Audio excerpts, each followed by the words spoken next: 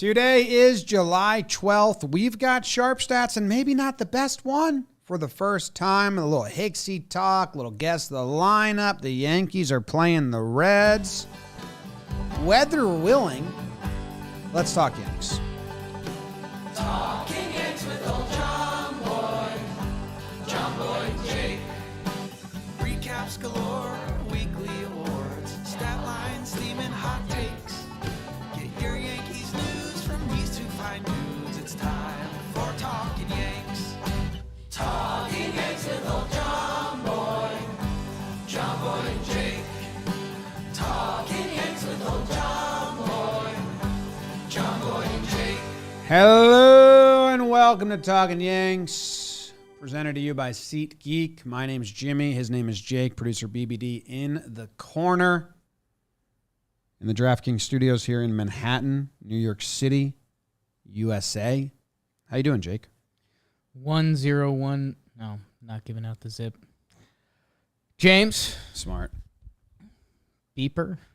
Everyone live with us. Everyone listening, how you doing? Off day from Yankees baseball. This gets you a little funky as we head towards the All-Star break. How about that? Next Monday through Wednesday. And we're actually going to be at the All-Star game. We're holding an event. If you're a Talkin' Yanks fan in LA, come through. It's usually our Talkin' Baseball crew that comes through, but come through. We love the Yanks.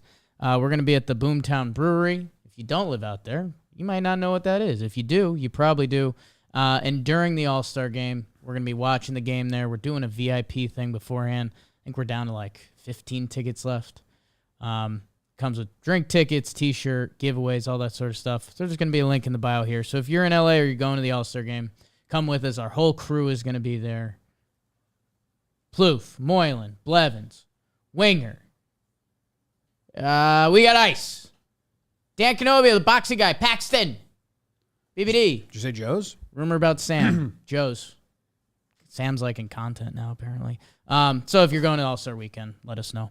I'm doing well, James. I'm excited to turn it back on going into the All-Star break. Little homestand, Reds throughout, whether you're just the Reds or the Red Sox, but it's red on the field for the next 6 days.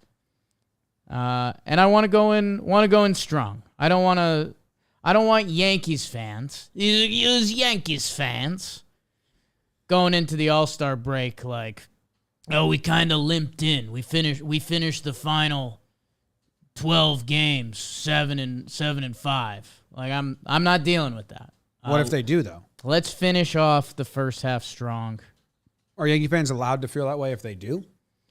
Like half, because then it's just going to feed into trade deadline rumors and stuff, which again are fun, and we'll see what comes out of it. But yeah, I don't know. It's let's close off this historic first half the way we ought to. Jim. Yeah, I'm confused by the way you're delivering that. Okay. I want the Yankees to win. Yes, a lot of their games going into and the if break. they don't, you're allowing those emotions for fans to have. It sounds like that's where I'm getting confused. No, I don't. I'd rather not deal with those emotions. I'd rather hit the All-Star break and say we crushed the first half. Me too. Because if we dribble in, people aren't going to say that, and I don't want that, and I think that's fine. Yeah, but they're allowed to say it because if they do dribble in, then it would not feel good. Like half. It depends how the games look, and it depends how the games perform. Like it's baseball. They go 2-4 in the next 6 games. Oh, then yeah, then we have a problem. Okay, I said 7-5 in their last 12, and like Yankee fans will be ornery about that. Yeah, and I'm not dealing with that. Okay, we may have to deal. I'm a little nervous about these next 2 series. I do think All-Star game's looming. I think that a lot of the starting staff, like you said, kind of wants to get to the break, and like. They're just excited to, and also I'm nervous, but I'm putting focus on it because I think finishing strong is really important. I think if you're a team that's just missing the playoffs, like the 2016 Yankees, finishing strong goes into the next year. If you have a lot of returning people, finishing the first half usually leads to a starting strong, and you hear players talk about it as well. So I want them to win, but the Red Sox are like gung ho. And the Reds just swept the Rays. So they're a little. So I hope the Yankees can push back with a little gusto. As well. And I mean, that being said, the Rays are super banged up. And that was my whole thing with these upcoming Red Sox games was split at Fenway, take care of business at the stadium. So, and the Yankees, sneaky, they're 3-4 in their last 7 games. So, yeah, I think losing the last 2 in Fenway and the off day, I think that's going to refocus them. And the Reds are a bad team. I know they're playing better, but they're a bad team. And then the Red Sox in the stadium go strong into the break. I think the Yankees have done enough, 7-5 instead of 10-3, to where the deadline is like needed. Like I think they need to make moves at the deadline, right? And I'm happy about that in a way. That's like my spin. Like I'm happy that the Astros kind of tested them. I'm happy. I can spin zone it into a good thing. That like they got tested a little bit. That the Red Sox kind of highlighted the shallow depth of the bullpen and all that stuff, because they need to make moves. And I'm glad that the sentiment is coming out now and other articles by other people writing about the team that, like, you cannot not make moves now. Like, you have to go all in. Because that's what I was saying from the start. I think it's a lot of people say that, but I'm hoping that the public perception really pushes them forward. I think it did last year. I'm interested to see. I've been on the shortstop position from the start of the year, and I think our answer's in-house there. I think pitching, like we're about to talk about in Sharp Stats, you always can't have enough arms come October. I think that got brought to light more. Outfield is interesting. I know we're going to highlight Hicks in a good way that he deserves later on. I'm not sure where the Yankees actually stand on the outfield. That would be the chips all in move that I would be more than welcome to, and I'm not sure if the Yankees are going to make. Even though that's like the most rumored and talked about move as an outfielder? Sure, but it's the easiest position to trade. And, the guy that's currently mixing up the rumors is the guy that mixes up rumors. Yeah, I feel like there's been more than just Heyman, but I'm not positive. Did he do the Gallo stuff? I think everyone has a little bit. I mean, it just seems like that's just done in New York. It is bullshit that I like mute Heyman, but then people like other residuals, like other places like cite they pick MLB. it up. Like yeah. BBD said before we started, like they cite MLB, but that's really just Heyman, and it's like nothing he says is real. Yeah, like we haven't gotten until the deal's done. We really haven't gotten real report juice stuff, from but obviously the top of the chart is Curry. Feinstein's good passing. Feinstein, Hoke, passing. Even Joel Sherman. I know Joel gets a little squiggly on us sometimes, but he's usually on the pulse. Do you think we'll get to the point where Joel Sherman and John Heyman? I like Joel Sherman actually. Oh yes, a great deal. Like he's very nice to us. And I'm I like going full Mad Dog Sherman. Okay. 5 to 10 months. All right, Jim. Let's get into Sharp Stats, and they're brought to you by something that's not sharp. A spoon. Wow.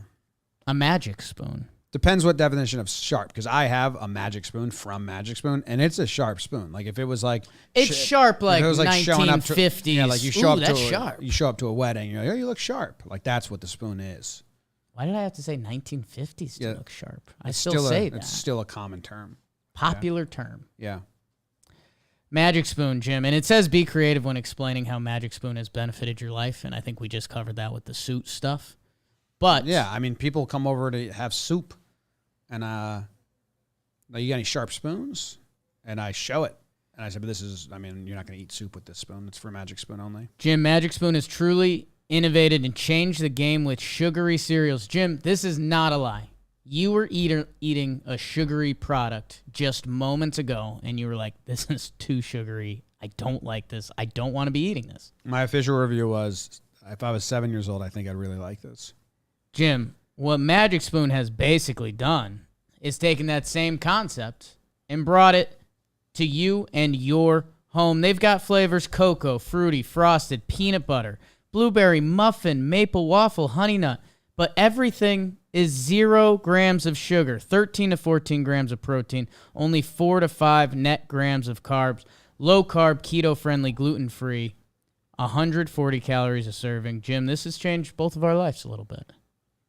I ate Magic Spoon a lot. I had a ton before our last Talkin' Yanks episode. A ton. Yeah. 2,000 pounds of Magic Spoon. TUN. Oh. A ton. A ton. Mm-hmm. Jim, it's that faint giggle. MagicSpoon.com/Yanks. Go there, use the promo code Yanks at checkout, and you'll save $5 off your order. They send them in a bundle, so pick 4 of them, and you're going to like them. They have a 100% happiness guarantee, so that's pretty good, people. MagicSpoon.com/Yanks, and use the code Yanks, save $5 off. Thanks, Magic Spoon. Thank you. All right, Sharp Stats. Let's get into it. Hey guys, Queen of Stats, and this week I want to talk about pitching in a bad way, unfortunately. Now, most people think that, the most pressing need for the Yankees at the deadline would be another outfield bat and to get rid of Gallo. But I think they actually have a more important need is in the pitching, both starting and relieving. Now, I'm not talking about Saturday. Saturday was one of those just completely rare losses against the Red Sox in extra innings. It was their first loss this season when leading in the 8th inning or later, and it was also just the second time in the last 25 years that they had lost a game when they led by multiple runs in extra innings. So a rare loss on Saturday, that's going to happen. But there's also some more pressing things, some more concerning things for me over the past, couple weeks. On Sunday, they allowed a season high 11 runs. They were the only team that hadn't allowed 11 runs in a game entering Sunday, so maybe something broke there. The 4-game series, they allowed 27 runs to the Red Sox. That's their most in any 4-game series, in any 4-game span this season. The previous high was 23. And in their last 13 games, a starter has allowed 5+ runs 4 times. So that's Cole once, Tyone twice, and Monty. And they only did that 4 times in their first 73 games this season. So it seems like, at least from the starting pitching standpoint, kind of the wheels may be starting to come off a little bit. And then just a couple other things for the bullpen. I noted that rare loss on Saturday, but they do have 12 blown saves this season, which is kind of middle pack of Major League Baseball, so nothing elite. The caveat there is they have none in the 9th inning. They also have allowed 31% of inherited runners to score, which is basically like league average, so nothing elite there. So just a couple of stats there that show that, I think that the Yankees, if they ignore getting a starter and a reliever at the deadline, they could be in some trouble come October. Okay. There you have it. Our first negative Sharp Stats of the year. Thank you very much to the Queen of Stats, Katie Sharp, for calling in with that information. The pitching needs to be talked about in a bad way. Jake, that's the update. They've given up a lot of runs lately. They've had a lot of stinkers. I think the stat there was in the last 13 games, a starter has allowed 5 runs or more 5 times, and it only happened 4 times in the whole season up to that. They allowed 27 runs in the 4 games in Fenway, and 12 blown saves. Not in the 9th inning, so extra innings, or we're talking like a blown I think 7th, 8th. 7th, 8th situation. Yes. Where would you like to start? James, let's start with the starting pitching because I don't think the Band-Aid or the bruise here is too bad. I think there was some natural regression between J-Mo and Nestor that was going to happen. And the reality is we're going to find out, right? Like we've got 1 week leading up to the All-Star game, which Nestor Cortez is attending, we believe. He probably is. He deserves to. And then we've got a second half of the season. So we've seen noticeably Nestor Cortez has had to adjust. We saw a couple games where hitters were just sitting open to that inside cutter. It's kind of the pitch that's revolutionized him as a pitcher. And then he started throwing more four-seamers, and he's still figuring out his full adjustment. J-Mo, it's funny when J-Mo works. You know, we talk about it like, man, this is pretty badass. Like, he's got this kind of full kitchen sink. Like, the fastball's nice, and then everything else is funky. He throws 6 pitches.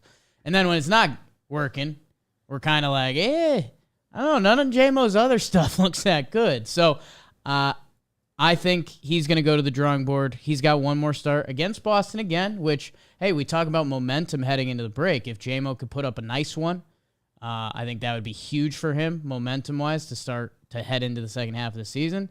If not, I think you do a big exhale and you say, all right, dude, like those last 6, 7 weren't you. What do we need to change? What needs to get better? And he showed us he could do that last year after he kind of hit that rock bottom after that Philly start. So, and then, I mean, if you start going to the next guys too, Cole has been Garrett Cole outside of those first 3 starts. Monty has kind of been Monty. He's usually really solid, and then there's one in there. And Sevy's been good, man. Like I'm just circle Sevy for me. I mean, I love Sevy. Like we didn't know how much a part of this season he'd be at all, and he's been like good Sevy. Yeah. Excited to see him pitch. I wish he'd get the pitch against Boston, but he's missing both Boston series. Maybe that's good in the long run. Nah. Okay. Because they're like probably finishing 6th in the division. Oh my God. Tweet about it. Clip it. Tweet it. I'm a little worried about the starting pitching. Okay. I mean, I think it's fair to be worried about the starting pitching. I think you're going to lose someone to injury because they haven't yet. They haven't. Do you think there's a team that has gone all 5 starting pitchers pole to pole without losing one for significant injury in modern baseball? I think the 2016 Cubs are famous for that.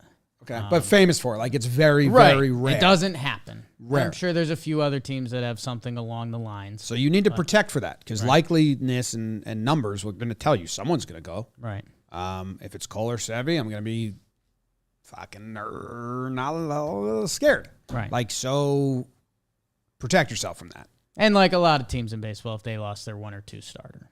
Yeah, this is it's not Yankee specific baseball. talk, just baseball talk. Like, protect yourself from that. We haven't had that yet.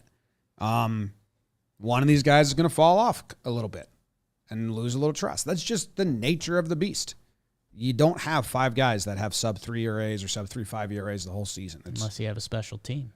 Unless you have a special team. But you can't bank on having a special team. Like, if we're talking about protecting ourselves in trade deadline, you have to do like the norm and all that stuff. So I don't know what starters are out there, what they're going to get. I know Castillo. I know Montes. I know the ones that have years attached to them. I know Martin Perez, and if they're just looking for an innings eater that may also be able to jump into the rotation, like Lance Lynn did for them when he replaced Sonny Gray. Quintana, there's like that type of pitcher where like, hey, if this is our 6th starter in September, if in August and September, that's great. If we need you to become our 4, okay, we think you can get to that place. There's pitchers of that, and then there's the really good pitchers. Is there a true rental stud? I feel like there's not, right? True rental stud, not really. I mean, let's see. No, like a couple months. Is Zach Greinke, like, if you considered something like that? No, I don't. I have him in like at Martin this point. Perez is having a great year. Great year, yeah. So in theory, that. But he's not Verlander Of the pedigree. He's not Cole. Sabathia at the deadline. Yeah. You don't. Syndergaard has a chance at Hamels. greatness. You don't have an ace being traded. When Greinke went to the Astros in 18 or 19 or whatever that was like, oh shit. Yeah. They got that. I don't think there is an oh shit. Like they're adding, like Scherzer last year. Like they're adding him to the rotation. There's not a guy out there. I guess here's my thing. Castillo and Montes are good, but I'm talking about true rental. Right. Where the price is a little lower. We haven't seen our guy Clark in a while. Clark Schmidt got sent down to get stretched out, I believe. Interested in the numbers. I'll go check. And also, J.P. Sears has had 2 good spot starts for us, and Domingo Germán is rehabbing. So I guess that's where, in my head, starting pitching, you can never have enough of it. It's baseball. You'll find a way to use guys. And then it ties into the rental and the price, because say we trade for a Jose Quintana, and you talked about, the doomsday scenario if one of our upper-class pitchers go down. I still don't know, like, Jose Quintana or whoever we get isn't going to solve that problem. So our in-house options just more valuable than basically who we'd get unless we get one of the Castillos or Montes or one of those. Yeah. But you got to get someone because you have those guys. Right. But I guess that's what I'm saying. And maybe this starts spinning us to the relief part of this. The Yankees can use another high-leverage reliever. I love Wandy Peralta more than most people on the planet, and he's currently our seventh-inning guy. We'll see what happens with Johnny Loizaga coming back. I mean, the fact we're even mentioning Marinaccio in this speech is pretty wild. Clark's last start was 4 innings in the minors. He threw 52 pitches. So 43 pitches, then 52. So, yeah, they're stretching him out. Stretching him out. A little slowly, but yeah. I guess, gun to my head, which we hate doing on this show. If you told me get a potential fourth starter or get a high-leverage reliever, I'm going high-leverage reliever. Put those hands together. Just, he becomes a high-leverage reliever. Domingo Germán. I'm going reliever as well because it's really shallow. Also, these numbers, man, Katie said 31% of inherited runners score, which is mid-level. I've said this a bunch. I'd really like the Yankees to start using their bullpen differently. This season, the Yankees have the fewest amount of relief pitchers that enter a game with bases empty. Out of all 30 teams, the fewest that get a clean inning. It's something we talk about a lot. Well, they never give their relievers a clean inning. You know what, Astros, they have a really good bullpen. They never give their guys inherited runners. They're 30th. 79 times a guy's entered with inherited runner. For the Yankees, it's 120. So I don't really like this, that they do it all the time. All right, you're going to get the last out of the inning, you're going to go down, and then you're going to get the next inning. Right. Just give them the clean inning. 31% of the time, I mean, the inherited runner is scoring. That is, like Katie said, middle of the pack, but I'm going to see if there's any of the good teams that are worse than that. You know what I'm saying? Sure. So, let me see. Padres are the worst in the league. They've been good. Yeah, is their bullpen good? Their starters are so good. And defense is good. The Reds, the Mets, the White Sox, the Angels. Mets are good. Mets are good. Their bullpen's not, well, it might be performing well.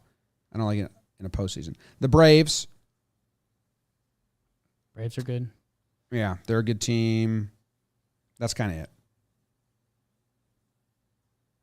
Inherited runner percentage, not there. I thought the other number was shocking because, we've talked about how it feels the Yankees never give their relievers an empty base path to work with, and I did not realize they were 30th out of 30 teams in giving their bullpen bases empty. Yeah, I mean, it's a clear philosophy for them. I don't know the roots of the philosophy. I don't know if the philosophy is if you come in, you look good, you get that out, okay, let's keep the storm going. And then maybe the philosophy on the other side is if you come in with 2 outs and you don't have your best stuff, you still have a chance to get one guy out and your 3 batters easily. I don't know. I don't know, but the Yankees, we're a couple bobbleheads that talk about them and critique them, but they're a well-run franchise. There's a lot of smart people in there. Houston Astros are a very well-run franchise, and this clearly seems like one of the 2 areas that they differ. Their nerds differ, and they say, that's how we're going to get the advantage. No more filters on my voice, please. Okay. Anything else? So get a reliever, get a starter, and I'm interested to see the next time through. That's where I get the same feeling that you do, that we have Tyone, Nestor, and some pitchers that are get me to the break. Let me really clear my head, retinker, come back with a new approach. Half. So they all get one more start before the second half. So let's finish strong. Finish strong. guess I am honing in on Jameson and Nestor's starts before the break. Cole with 2 starts. Yeah. Not as much Cole. Cole's Cole. He's Cole. You know what it's going to be. We know which games we're concerned about with him. Yeah. But those guys, I am kind of like, let's finish strong. Because you had a really, really good first half. So I guess Nestor did. We'd have to look at some of the names more. But if it came down to Clark Schmidt getting spot starts, Clark Schmidt and Herman, I guess, are we going to throw him in the mix? What are we doing with him? I think he's going to be reliever. What King was at the beginning of the year. Okay. At least to start out. Yeah, he's going to be long relief, but can be high leverage long relief. I think. I don't know. That's what I would do. Once he's sharp. He's stretched out. If they don't make any trades, maybe he gets some spot starts. But I think Sears has deserved any spot start that happens. Yeah, I guess if there's a stretched out Clark Schmidt and potentially a stretched out Herman, do I want to see them over Jose Quintana? I guess I don't really know. What's Herman's situation? Can Herman get traded? Would anyone take him as part of a deal? I think we looked it up, and he does have an option year remaining too, so they can send He's him missed down. so much time. He's got to have. I think it's more of a internal philosophical debate for a team. I think arm talent wise, I think teams would take a chance on Domingo Herman. Yeah, I have no idea. It was a genuine, naive question. I mean, his value is definitely not high. His numbers last year ended up not looking great. He got injured. He's quitting baseball every other second on Instagram and shit. Yeah. Last year, they definitely kind of put him in timeout. Yeah. For all the antics. And we heard that from people. That is not an opinion of mine. I've heard that from people I think he got put in timeout. It's also circling back a little. We've alluded to it a lot. The guys who have injury histories or haven't pitched this many innings are going to need some extra rest throughout. Also easier to trade for a reliever than a starter. Also, they have to worry about the 5 options rule. Because I think Sears' next send down will be the 3rd. Oh yeah, the new rule. Clark, I think they've used 2 now. Good for that rule. Yeah, I mean, I think if we get there, you keep. If we get there, that means we needed Clark or JP Sears on the roster. So that means they probably stay on the roster. Well, unless someone's injured, you have to. If JP Sears gets sent down, whenever he gets sent down. Yeah, but so the situation. He could be called up twice more, which there's 2 more months to go. Yeah, but I mean, people have been called up and down way more than that if you looking for more spot starts. What did Abreu did 11 last. He'll have. You just have to take it of note because there's no injury and you're just doing it for a spot start for Sears. Right. And then you get to where he only has 1 left. And now Savvy just needs to miss a start, just like a maintenance day. Right. Well, you're not going to bring Sears up anymore because you can't send him back down because he's out of options. So now it'd be someone else getting that. So it is something that you have to think about. Yeah. You don't want to get to that 4, that only 1 or 2 left. Yeah. I mean, I would almost assume whenever Sears goes down next, whoever gets healthiest and comes back, or Albert Abreu, or we'll see what happens. But I think at this point of the season, I think there's enough time and enough bodies between Clark, Domingo. I think they could navigate that. They have the options if they need to. Can I tell you something about Domingo Herman's game so far in the minor leagues? Sure. So he's started 4 games, A-ball, first in Tampa, then 2 in Double-A, and then 1 in Triple-A as they slowly move him up the ladder because they're buying time and all that, and he's getting back to it. 0.63 ERA. Granted, this is a major league caliber pitcher pitching against minor leaguers, so that's not my main point. My main point is 0 walks over the course of the 14.1 innings and 70% strike rate. That's the only number when I pulled it up, I was like, is he throwing strikes? Because that's all I wanted to look at because it kind of goes into mechanics and aggressiveness and confidence a little, and especially against minor leaguers. I didn't expect it to be that good. That's pretty good. Know who's another guy in the minor leagues that we haven't talked about? Who dat? Shane Green. How's he doing? His stats were but like an ERA in the fours. But he's pitched like 17 innings. Like kind of forgot he was even down there. They did another minor league free agent signing last week that I don't think we've talked about on this show. Richard Rodriguez. Right? People were excited about that. His MLB numbers have been good. Had some sticky stuff. Yeah, I think he was like the sticky stuff king for relievers. Yeah. But at minimum, I think they needed bodies in AAA, and he has MLB experience. You never know. Get him the next sticky stuff, and in the lab, bada bing, bada boom. Guy saved 14 games last year. Shane Green's he's all right. MLB experience. Good guy to have down Yankees experience. If the Yankees were the Rays All right. or the Blue Jays, I would be saying I don't like baseball anymore. like how do I phrase this? Gotta be careful because you got two-headed sword right now. You already said that thing about the Red Sox being sixth place. If the Yankees were 7 games up, Right. I think I'd be like, let's get one trade, and then we have some guys in the depth that let's give them a shot as well. Okay. The fact that they're so good, Right. and it really feels like this is a team that can go deep in the playoffs, Right. the way they're built. Trade for everything you need.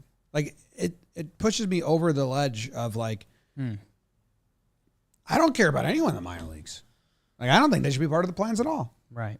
Like if Herman has to come up and he becomes part of the, I think there's a value there. Serious value. Like all these guys, I think there's value adding them. But I don't think they can be part of the plan. The Yankees have had too good of a first half to sit on their hands and be like, we're going to let our minor league depth carry us. Like if there's injuries, we have minor league depth. That's great. Absolutely. But go for it. And that's kind of the sentiment that I'm saying. I'm glad other people are echoing now, right. And it's getting pushed out there. Because I do think last year, I don't think the Yankees make the trades they made unless like it wasn't just so fucking loud about like you didn't trade the last 2 years and now you have a terrible team. And they completely abandoned their thing and they got the lefties and they got the... Yeah, I mean, that's the other side of the argument is that if you had a team that was 7 games up, the team potentially needs more upgrades than where this current team is at. And it becomes a really interesting... more embarrassing to lose when you have this good. It just becomes an interesting question of, if you trade for a Jose Quintana, it's what's guaranteed. And in baseball, it's nothing. Heen Dog last year. If Quintana comes over, like, does he take a step up? Does he have some Yankees juice? Or has he been pitching in Pittsburgh all year and he's a 5.5 ERA guy? That's what you don't know. So, like you're saying, I mean, you give yourself more of those lottery tickets, Jakey shower talks with the lottery tickets, if you go out and get guys. But that's what I don't know, and I think we'll see where Cash uses his lotto tickets. I was reading one article that phrased it well, I think. Like, this team is so good, like, for the deadline. Like, go make whatever moves to, like, get you through. Like, you have to make, like, October-focused moves. They don't need... Like, they can use their depth to get through the regular season, sure, but... Yes, exactly. Like, they should be very much Domingo focused Herman on the playoff roster? Probably not. Right. So, that's a great way to put it. Like, we're making moves for the playoff roster. Right. I don't want to trade for Heaney just to get by. Although they may do that, like I said. But I guess that's the conversation with the starting pitching, at least. But I guess that's starting pitching itself is kind of different world. Yeah, take starters and throw them in the bullpen. I've been begging for that in the postseason for a while because the Yankees have been bullpen heavy, and teams that win usually take a starter and throw them back there. So it was like specifically the article I think was referencing like the bullpen options have got. Go get a guy who can lock down the 8th inning. Yes. I guess that's where they don't need another Miguel Castro who trust in the 6th inning if it comes to it. That's where my brain. If it's Jose Quintana or it's a high leverage reliever. Yes, And I know I I agree. can use them. 100%. That's a great way, I think, for fans to look at any trade. Is like, is this guy going to be on the postseason roster? Right.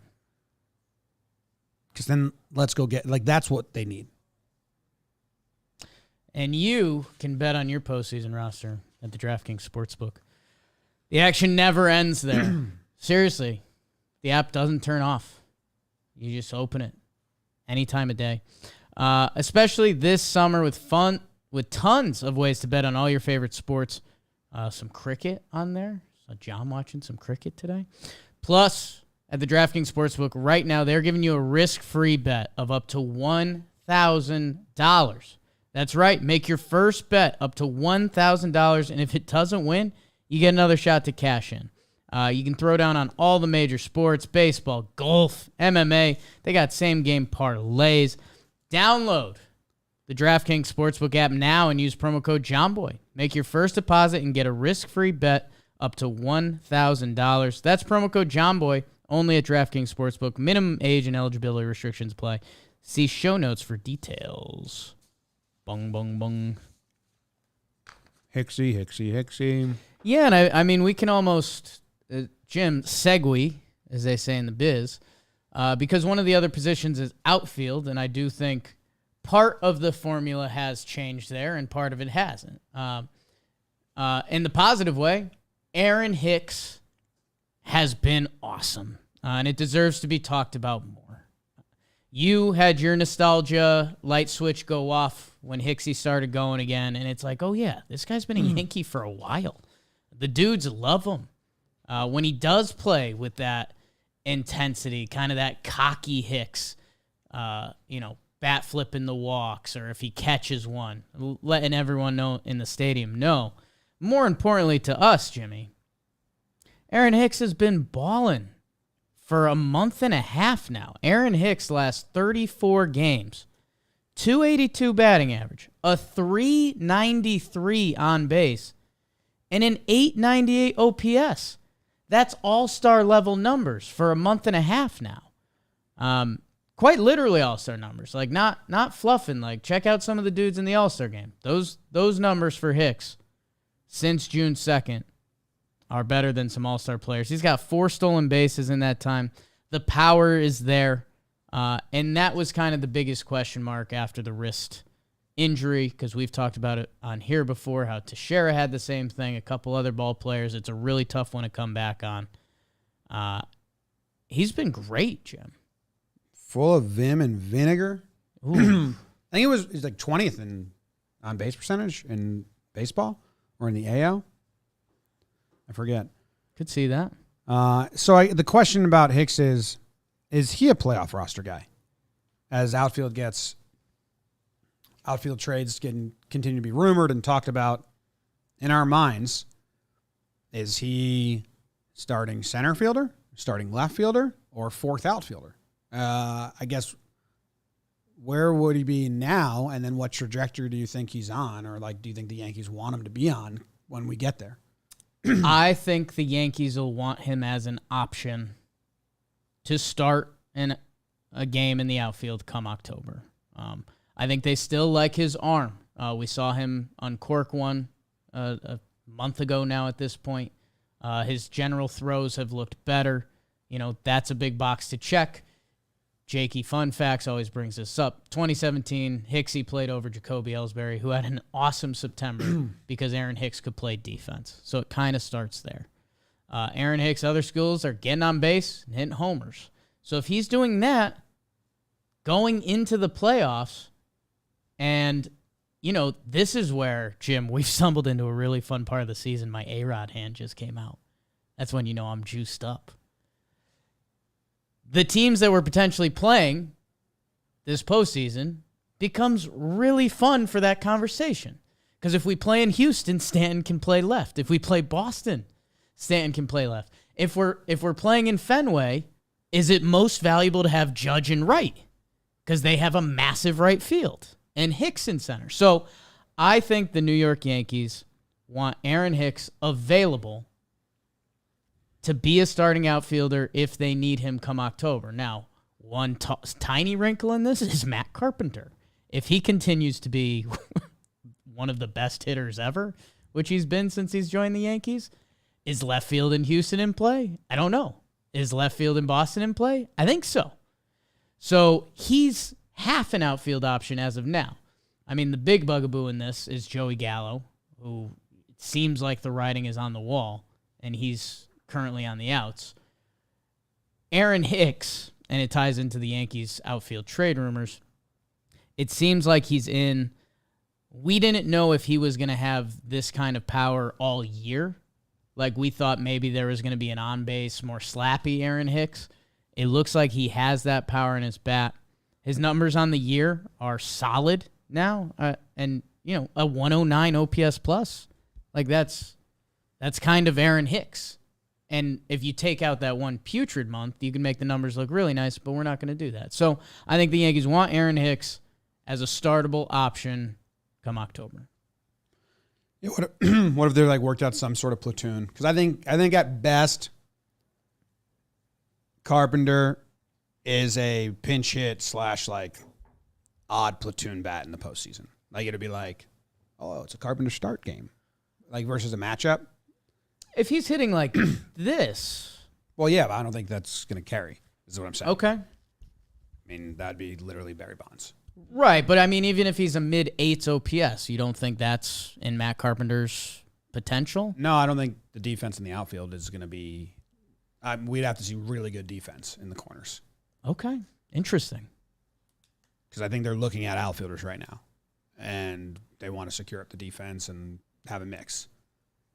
But, I mean, you don't think they could even start Matt Carpenter in left field at Fenway or Houston? Or you just made the point about Hicks. Over Ellsbury, defense first in the outfield. Right, but defensive subs as well. If Carpenter continues to look like a very good version of Matt Carpenter, that's our 5-6 hitter, lefty bat, then does Aaron Hicks come in and replace him? I think that's a viable option for those guys as well. Or Tilo or something. But I don't know. I just don't think he's going to stay this hot. That'd be crazy.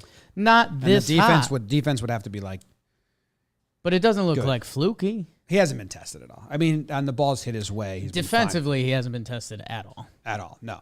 But, I mean, if he has an OPS that starts with an 8, sure, I think he's going to be starting we'll come playoffs. Revisit it at 100 plate appearances. I think he's part of the postseason roster. I'm not doubting that at all. Right. I just don't know I just don't think the trajectory is on. He's going to be an everyday starter in the field. You know what I really wish? If I could close, and this is dumb to say. Sure. But it would solve so many problems. If I could wish one thing, last year we did it a lot. What would you magically change? I'd have Glaber be able to play shortstop. Yeah. I was on Brian Cashman's drawing board for a while. Dude, it just solves so many problems. Because right now, Stanton kind of has to play the field if you want JD, Glaber, and DJ to get in there. Otherwise, you got to sit JD, Glaber, or DJ to give Stanton be the DH. And they're trying to add more people. So I know it's not going to happen. But it's just fuck, that would fix everything. There's a week where it almost did. Glaber week. That'd fix everything. Bummer.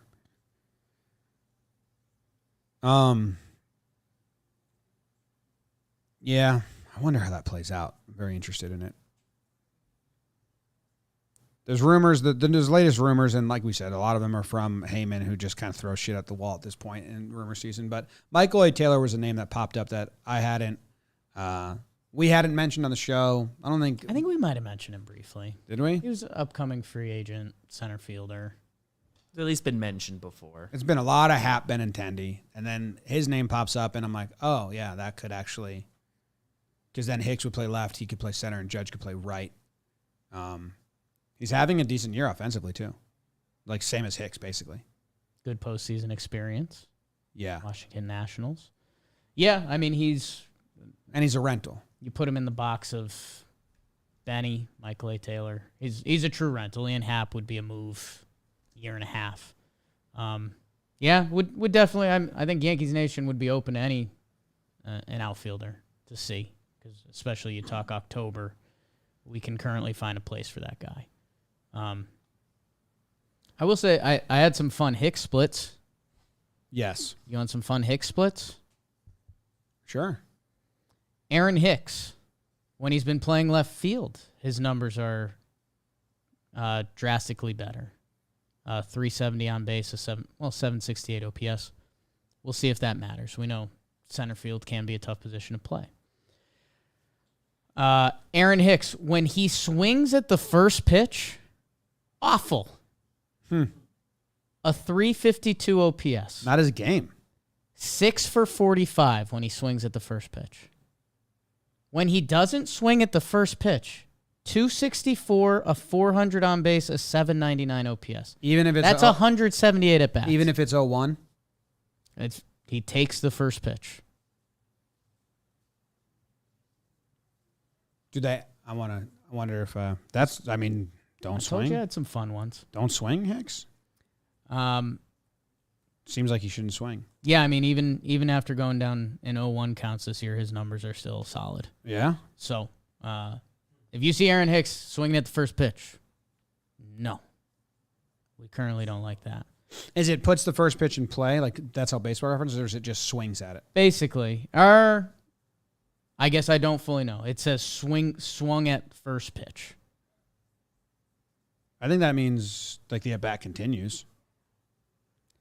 Results are the ultimate outcome of the at-bat, whether on the first pitch or later. Yeah, so if he swings and misses, swings and fouls, whatever happens later on. Right. Because sometimes baseball does just like this, when they put this ball in First, play. No, it's not that. So that's something to watch out for. Okay, you want him to take first pitch. Yeah. Don't swing. Um, He swung at the first pitch of an at-bat 46 times. Also, I've got another slightly weird one. 2 hits. Okay, another weird split. When the score is tied, no bueno for Aaron Hicks. Someone in the chat said Benintendi will cost too much. Hap is the realistic option. It's almost the complete opposite. I think they got you. Don't respond to that person. I'm just letting them know. It's opposite of that if you're being sincere. Yeah. Where I was asking price may be high, but it's just not how the economy works on that. Yeah. Aaron Hicks in tied games. 152 batting average, a 530 OPS, 66 at bats. Ahead or behind, almost identical. Doesn't like tie games. So he just doesn't like tie games. 392 on base when behind, 391 when ahead. I put some stock into the taking a pitch, feeling comfortable in the at-bat. Sure. That one's the stats that exist but don't matter. But it's fun. Potentially. It's fun. Because the stats are almost identical, which is insane. A 793 OPS ahead, 792 behind. So tied game Hicks, be nervous about that. And maybe something that can be fun for us, it's a much smaller sample size. Aaron Hicks in the 9th inning this year. 333, 444, a 1.3 OPS, 15 at-bats. Wow. So What if he gets an at-bat in the 8th inning? 8th, not great. But 9th inning.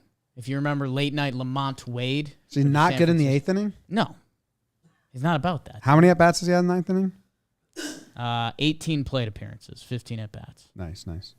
So, just to see. Just something to put in your back pocket for Hicksy as he's looked good lately. I will say, I don't think the center field stuff or left field has anything to do with it either. It was because it was the whole month. Basically, the month of May, he was bad. He played center field. Right. And then because he got like a little less time and then Judge liked it out there, they switched. If it was like, through May and through his weak spot and his hot spot, the constant was his good games came here and his bad. But it's clearly broken up to like anything he did in May. Say he had high socks in May, we would be like, was bad with high socks. No, he was just like going through a terrible stretch. Oh, for May. We've seen position changes affect Yankees. We'll see. In July, he started, of his 7 starts, I think 6 are in center. Yeah, and they're trying to get Judgy. Trying to get Judgy off his feet. Yeah. Well, Judgy has been in a little slide recently. Yes. A little bit. Yeah. It's a tough position to play. Dusty Baker was worried about Judge. Was he? What did he say? I think he had a quote that he was just like, it's a tough position for any person to play all year, something like that. It is. It is true. It's a tough position. Optimally, they get someone who can take some of that off his plate, even if that's not the lineup. Yeah, I think Hicksy will slide back over. And then, if they want to trade, call Castro up or trade for someone. Because that's the other thing. You can have someone eat innings in September that's not part of the postseason roster. Right. And that could be like, I think Castro will be part of the postseason roster, maybe. But he will. You could still have that. And you can still have trades where they trade for someone that's not going to be part of the postseason, but they're just going to eat some innings. If Andujar's still in the organization, September, mix him in. Yeah, get him some left field action. That's kind of that's kind of that's going to be the conversation for the next few weeks is what internal options are the Yankees okay with? Are they okay with Clark Schmidt getting spot starts in August, September? Are they okay with Andujar playing left field in August, September? Or who are they going to get? Find out after this. We have an update in the chat. Can you play the passing button? Passing. I want to Google it to see if it's real. Passing. Rort Vet scheduled to play with the Hudson Valley Renegades this week. Let's go. His first home MLB rehab assignment. Let's go. Why'd they send him to the Renegades?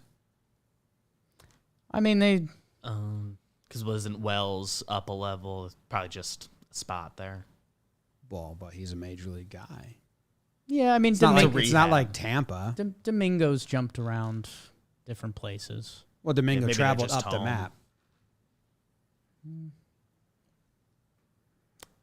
So you going to Rehab replace stuff. Higgy? He could probably make it a conversation. Flip him? Flip him. Deadline? Rort Vet? Traded? If you can get... I think they're like, I know we joke around, but he's young and has like a lot of years. This He is looks I don't like think they're trying to just. This is dump just him. the start of Ben Rourke. he looks like Gabe Kapler's son. I don't think he's a part of this year. You don't think so? Like, do you think he'll replace Higgy? That's a genuine question. There's a chance where they do that. I don't know. I mean, they'd have to Above burn zero, Higgy. Yeah. So, no. No? Not without an injury. So you don't think he gets MLB action? Without an injury or September or, like, something I wouldn't even I don't think say he's on part the of the airwaves. plan Not for really, this year. But it's baseball. Who's a catcher? He's our third. I mean, we've seen Rob Brantley this year. So Who's on the 40-man? Do they have a third catcher on the 40-man right now? No, but they've done. Brantley, like always, just accepts his assignment. Yeah. Go back off. Because they usually would bring a. I mean, they only get is what? Rortvet on the 40-man? He's on the 60-day IL right now, so no. Whenever they activate him from that, I guess he will be. Yeah. He has to be. He played in the majors. Yeah. So then he maybe comes up. I don't know if they waste a September call up on him to be like a standing. I think he can be like. I don't know what the rules are going to be around that exactly, but Yeah. All right. I think he's part of future years, though. 24 years old, has all the option years left. Rortvet update. While we're doing some rumor stuff, I got two more. Okay. One real one that like the chat's going to be mad at. What is the rumor you can't get a boner? That's not It's a not rumor. funny. I'm not talking. Wasn't trying to be funny. Some people can't, Jake, and that's fine. My son can't. I don't know if that's true. I think babies get. That's the thing, like right after birth, I remember reading articles about that. Jake was born full boner.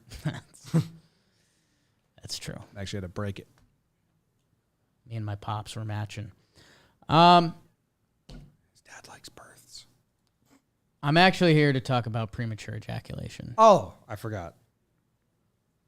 That's when you're trying to have sex or something of that nature. And it kind of comes out before you want. New Zealand beats Ireland. Jim, Roman swipes. They're clinically proven to help you last longer in bed, and there's no prescription needed. The treatments are safe, effective, used by millions of men with free 2-day shipping. Fellas or ladies, if you're dealing with this in your life, A little stocking stuffer for your son. yeah, a little pick me up, a little keep me up, if you will. Go to Roman. They're the leaders in men's health for this stuff. Go to GetRoman.com/Yanks today. If approved, you'll get $10 off your first order. That's GetRoman.com/Yanks. If this is something you're dealing with, why don't you actually deal with it? Go to Get Roman. They've got solutions. Talk to someone. /Yanks. $10 off your first order. First order. The Weisiga also transferred from single A to triple A. Be nice to get him back. See what he's got. Sure would. He looks so not great that I'm like still iffy on like, okay, well, was the injury why he wasn't great, or was he not great because he wasn't great? Yeah. Or was it? It could just have been a funk. Yeah. Chad has mentioned him before, and he's expiring, and close to Jake's heart, David Peralta, theoretically an option. He's the heart of the Diamondbacks organization. Having a good year. Does the glove, does the bat.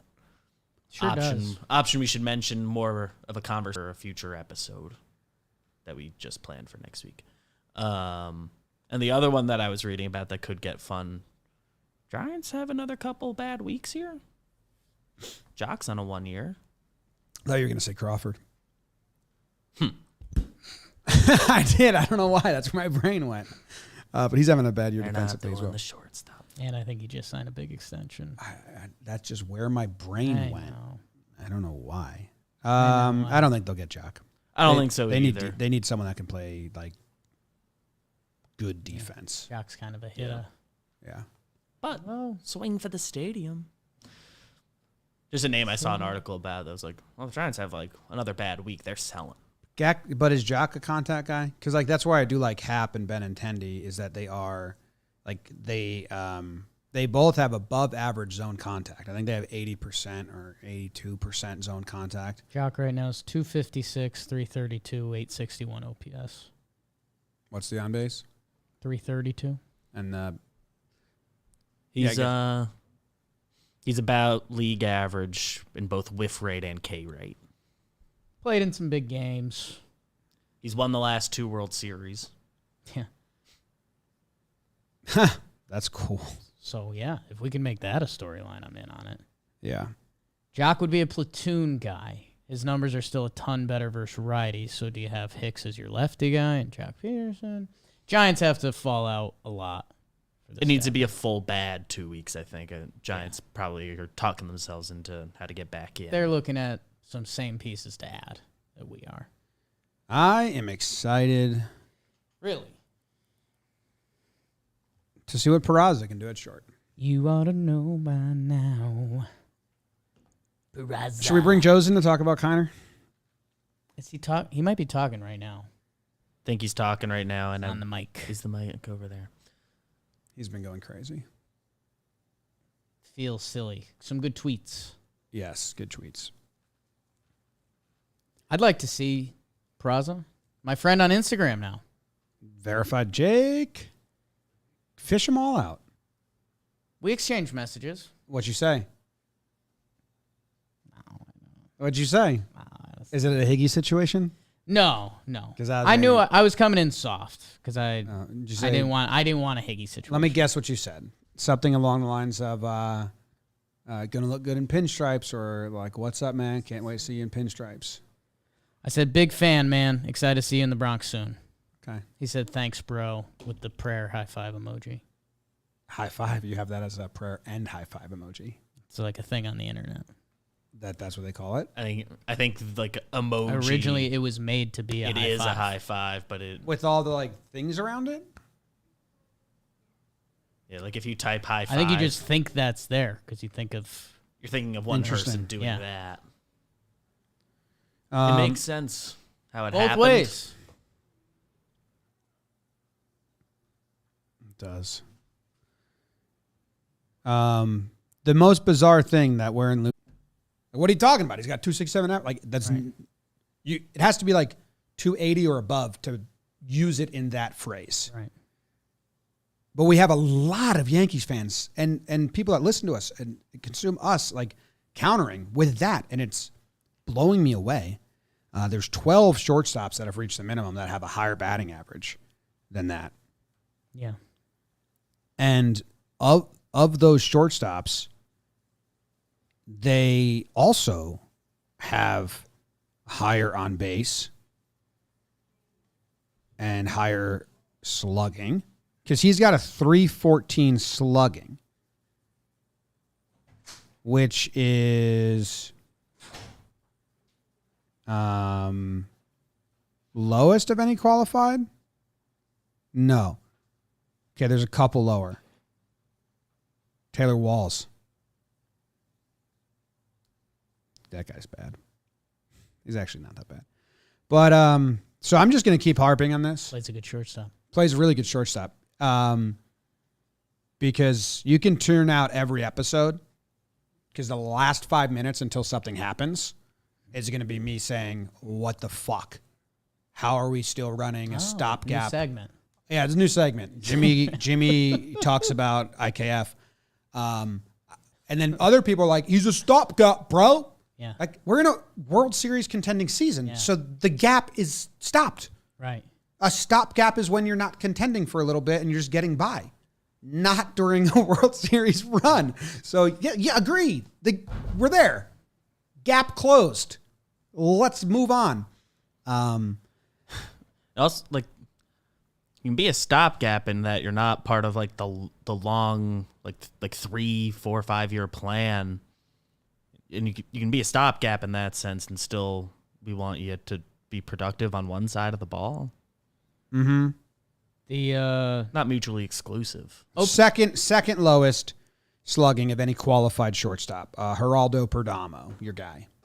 Lower. Perdomo, your guy. young prospect. Jim, But is Perdomo good at defense? Does he make routine plays? I mean, he's very young and he's working on his game, so it's an investment in our Snake's future. People are like, you like this guy in the chat, like, you guys hate IKF. It's like, I want a good player at the most important position on the field. That's like not hate. OPS plus isn't everything, but it is one of the more like well-respected general stats. Now it's OPS, but it factors in ballpark stuff. IKF's is 84. That means he's 16% below league average. Again, is what it is. Joey Gallo's is 82. So total bases, IKF has 81. Gallo has 70. There's a lot of ways to chop it up. And they're like, it's a different at bat. It's a different at bat. I want contact hitters. DJ is a contact hitter this season. Yeah. Benny and Happ, they're contact. Like, I want that, but he doesn't even swing. He just throws his bat at the ball and hits a grounder and then runs really hard. Really hard. I like that part. And he doesn't walk at all. If you're a contact hitter, so here's like kind of like a general like guideline for bragging about a contact hitter. They got to have a 280 average or above. And they got to be consistent. He slumps the same way Stanton does, which is like normal for power hitters to go on huge ebbs and flows. Because when they're good, they carry the team. Yeah. When Kiner's good, which has been 2 stretches, he gets 10 singles in 8 games. So that's end segment. It will happen until something changes at shortstop or he gets drastically better on both sides of the ball. But it's crazy. It's a different look, is a fun thing to have in there when he's producing at all, but it can't be all you got. I'm gonna let the people know. Jake texted. He said The Yankees have one glaring weak spot on offense and one glaring weak spot on defense. And Joe's responded, and it's the same dude. And I laughed really hard. Luis Guillorme on the Mets. Hitting .309. Just slapping it around. 4 career homers for Luis Guillorme. That's a guy who's being a good contact hitter this year.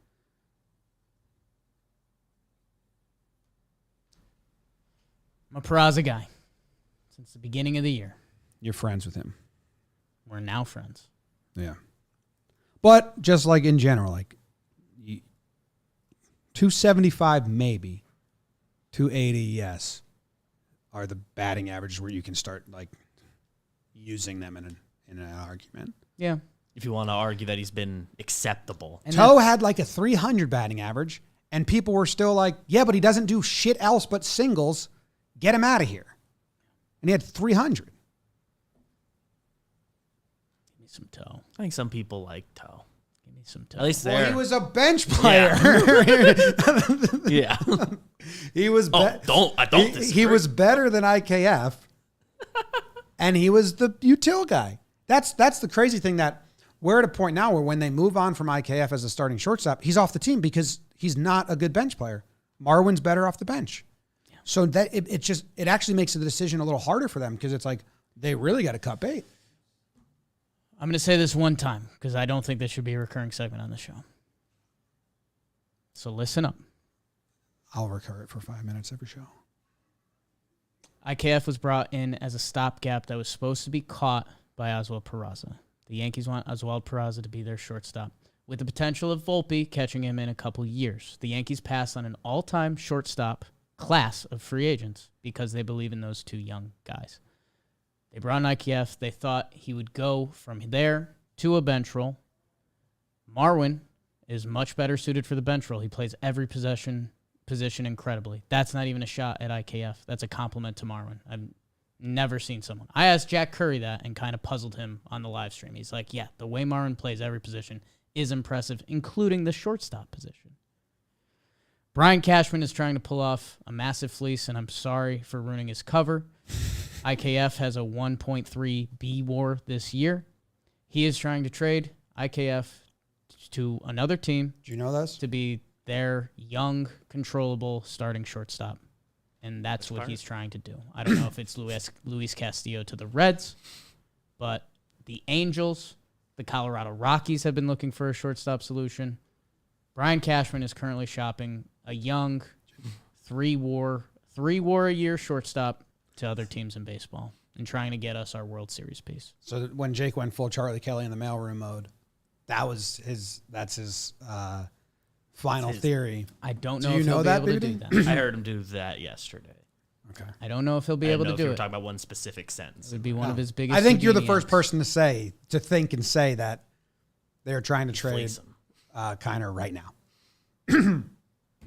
I love that you landed there. I would love it, but I don't think it's happening. But it's hard to move on from him unless you trade him or then you're just fucked because you're putting him in a util spot when he's not good there either. Like, what are you gonna pinch hit IKF and then just have a 3-pitch ground out? You're gonna defensive sub him when he's specifically bad late and close on routine plays? No. So he's not a bench player. We haven't gotten to see him at the easier positions. Yeah. But they also have other guys that play those positions and hit. Tweet from Joe's McFly. Wait, IKF has all 3 options. Is that true? It is. That's of note as well. Let's get to the lineup really quick.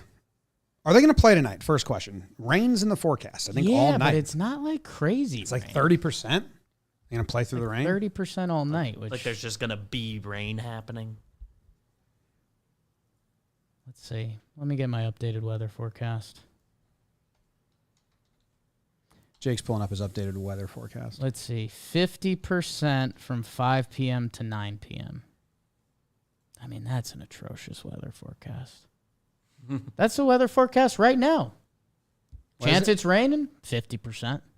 What is it? 50% chance of rain from 4 to 9, is that what you said? From 5 to 9. So they'll play. It might be a late night game. They'll play. But they'll play. Yeah, Unless if both teams if at some really point they wanted gotta shelf it. to double dip tomorrow. But it's also the Reds, so this is your only time to play them. So what's the rest of the weather? They have 2 more days to work with if it comes to it. Have the Yankees been good in doubleheaders this game? I feel like they got swept by the White Sox, then they swept one, and they split one, and then they swept one. So my guess is now they're 4, 5, and 3 in doubleheaders. But that, It's not fully. if I'm right, I deserve some sort of like idiot savant prize. I think they had been doing. It had all been them sweeping or splitting until the White Sox won. Don't know how many there were before that. I'm trying to find. Okay, let's see. Jake's great quote about IKF, and then we'll move on. Sure. As you said, the Rangers spent $400 million to make sure he didn't play in their infield. Stats. I keep stats. The Yankees' first doubleheader, Texas Rangers, win and loss. Okay. Loss to the White Sox. Win to the Angels. Win to Cleveland. And that's where we're at. 5 and 3. Idiot Savant Award goes to me. I know my Yankees baseball. I like them in doubleheaders against teams like the Reds and the Indians because they have like depth. Like they can throw 2 lineups out there. So if it gets rained down, they double up tomorrow. I'm fine with it. They've got a doubleheader team this year. All right, let's guess the lineup. They're facing Graham Ashcraft. He's a righty pitcher that throws sliders and 2-seamers a lot. So hopefully Carp is in as the lefty.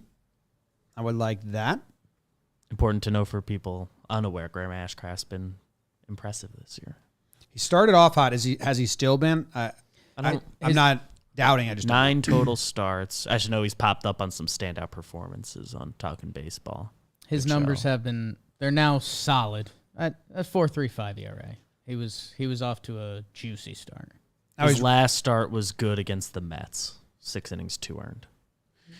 Okay. He's really like cutter slider, actually. The sinker's his third pitch. And okay. So lineup guessing time. I mean, they just rested. They're still doing rest roulette. They did it with the Red Sox. So, and it's coming off an off day. I mean, I'd love to see. So someone's going to get double rest here, right? Head into the All-Star break, yes. Against the Reds, yes. I love double rest. Jake's a big double rest I'm enthusiast. a big double rest guy. Let's go DJ LeMahieu, Judge, Rizzo. I'm just going to put him in before Stanton, Donaldson. That's kind of what they've been doing.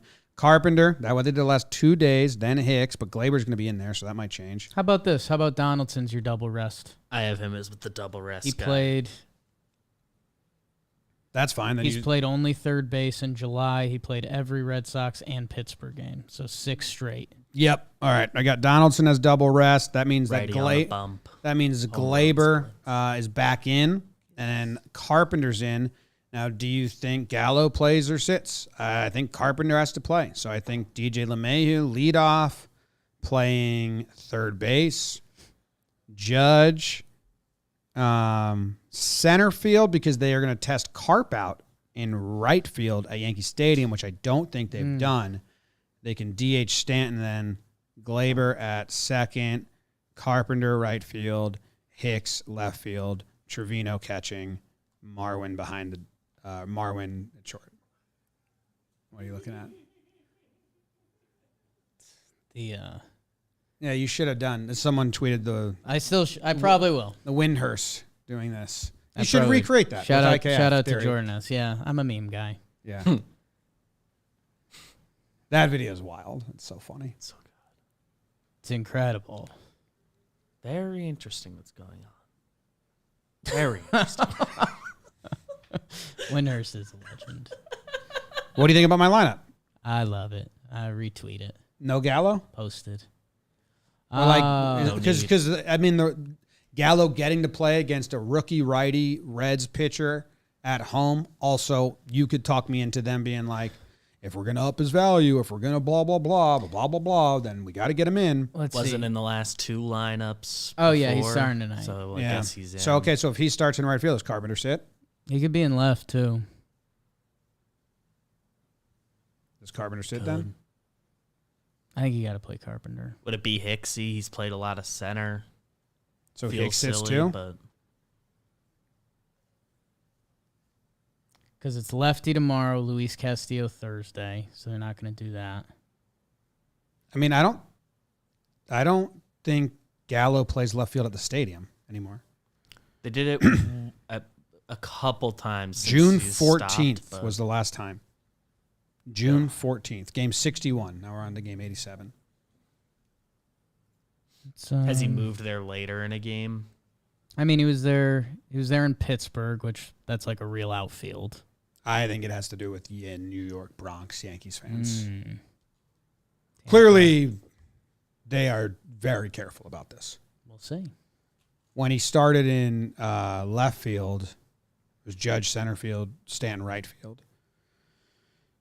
Because they wanted to get Carpenter in as DH against the Rays. Yeah, you're right. No, looks like no appearances in left either. Not even like a late switch. Yeah, I don't think he plays left at the stadium anymore. So maybe he does. He hasn't in about a month. Yeah, in about a month. So if he's then that would put him in a right field. They're not going to put Carpenter in left. So that would mean that like Hicks or Judge is sitting.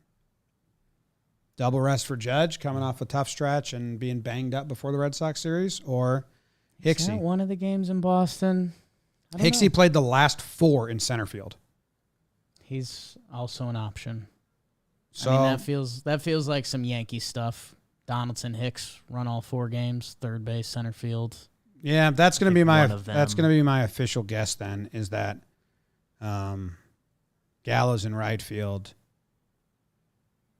Oh no, then who plays left?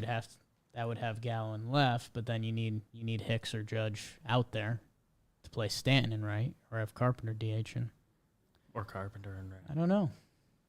If Stan plays right field, has Stan played left at home? Not at home. Houston and Fenway. Yeah. Fuck. Then sit Gallo. What are we doing? What are we doing? I go with my first lineup with Gallo out, although I think he's going to play. But I don't know how they're going to do that. So Go Yankees. we shall see soon in like 2 hours. Go Yanks. Tell them, Grams. Go Yankees.